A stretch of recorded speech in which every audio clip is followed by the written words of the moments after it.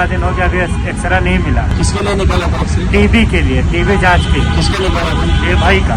यार दाखवू का तुम्हाला? नाही तर तुम्ही दाखवा, आम्ही दाखवतो. नाही ना, मग बोलता कशाला? बरं, ही माहिती अधिकारातली माहिती दिलेली आम्ही ते विचारतो, याच्या बाहेरचं काही विचारत नाही तुम्हाला. शॉपिंग जेवण का हे विचारत नाही. तुमचे प्रॉब्लेम काय नाहीये, तुम्ही इथं डिलिव्हरीच करत नाहीये, हा आमचा आक्षेप आहे.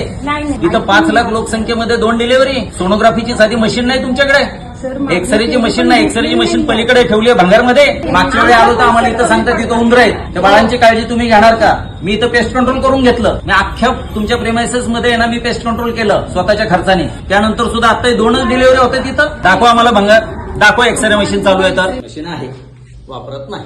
डेड बॉडी ठेवण्यासाठी 2 शीतपेट्या आहेत. हे या ठिकाणी आणून भंगारमध्ये ठेवलेले आहेत. आयसीयूचे बेड आहेत. एका बेडची किंमत साधारण 50-50 हजार रुपयाचे बेड्स आहेत.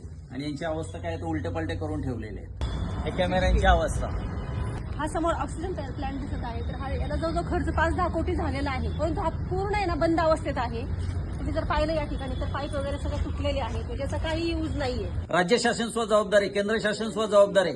आरोग्यासारखी मूलभूत सुविधा देताना सुद्धा जर इतका दळभद्रीपणा असेल तर कुणाचा विकास चाललाय?